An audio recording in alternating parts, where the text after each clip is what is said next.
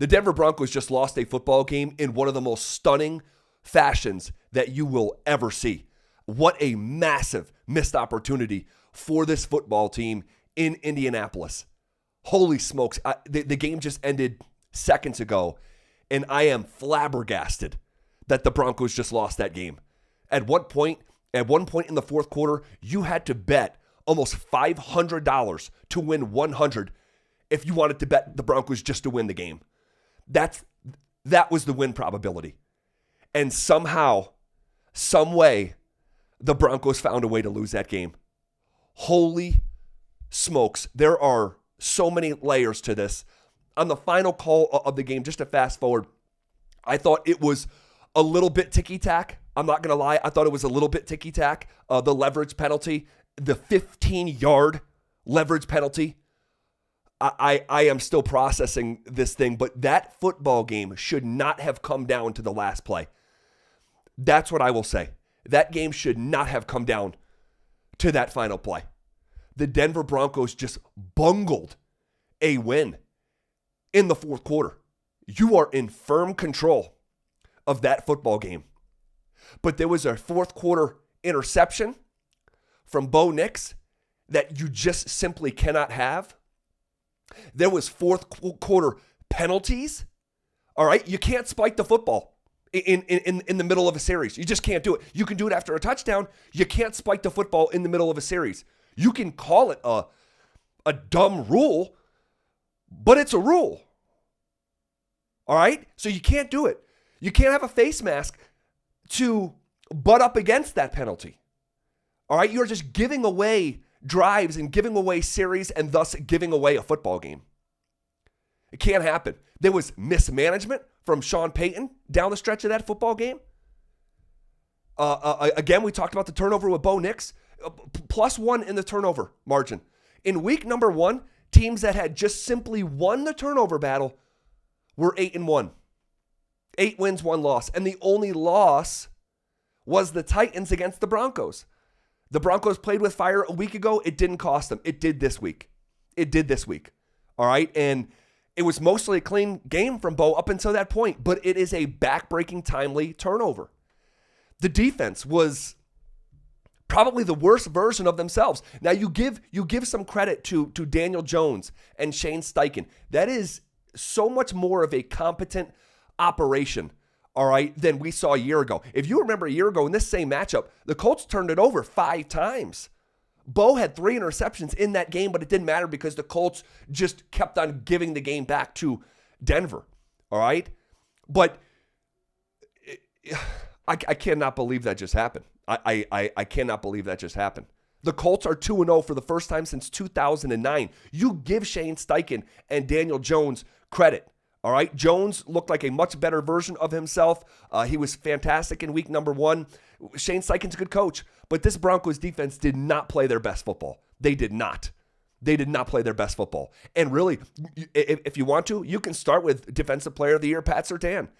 He was, I thought, probably the worst version of himself that you are going to see play in an NFL game. Like smack dab in the middle of his prime. He was not good. The linebackers were not good. They just weren't. The run defense, bad. Just bad. And Jonathan Taylor's a great player, but that was a poor defensive performance. All right. And I thought after the fourth quarter stop, that it was the Broncos were going to get out of that thing unharmed. All right.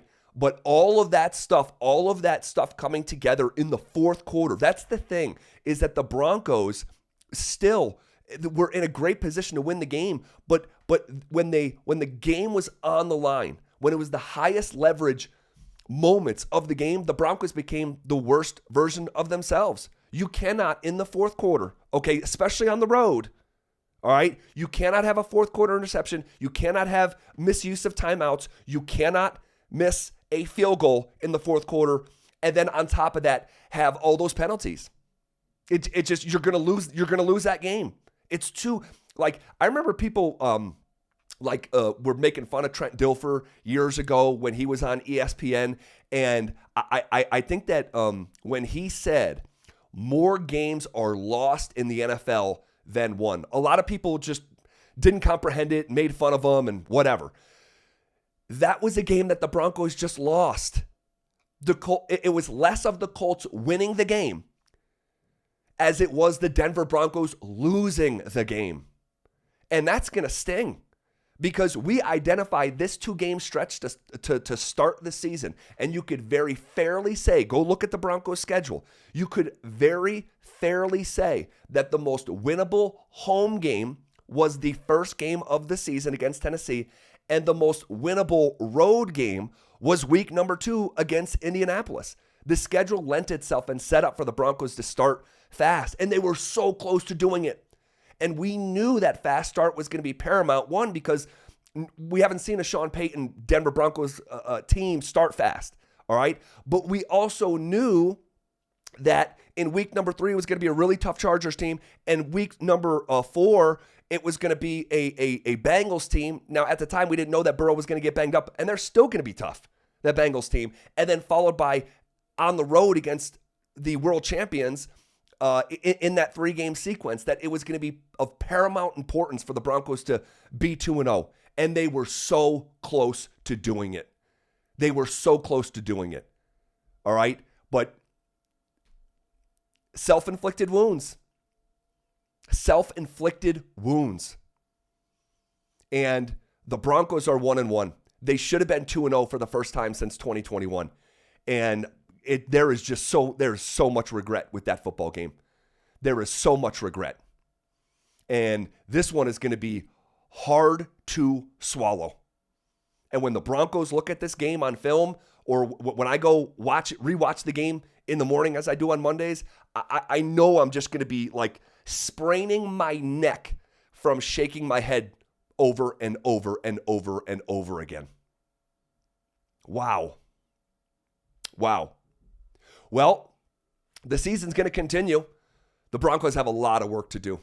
The Denver Broncos have a lot of work to do. And they need to, Sean Payton talks about this speedy process to get better in the first 4 games of the season. Man, they have a long way to go. Last week, the defense was lights out against Tennessee, and the Broncos' offense was super disjointed. All right? 1 week later, for huge chunks of the game, the Broncos' offense looks the part, but the defense doesn't. And that's just that lack of synergy, having both sides of the ball fire at the same time. We still don't know what that looks like. So, and we're going to have to wait another week for the next clue, the next piece of evidence who this Denver Broncos team is going to be. Guys, if you're watching this on Twitter or X, I appreciate you. Please consider going over to my YouTube channel and seeing content there. I'm making videos every single day. You can just type in my name, Zach By. It comes right up. The handle is Denver Day to Day. Denver Day to Day. Posting there again daily. Wow. Tough pill to swallow and a week to think about it. Not ideal. We'll be back tomorrow on the air at 2 o'clock, 104.3 The Fan, to go through the layers of this disaster.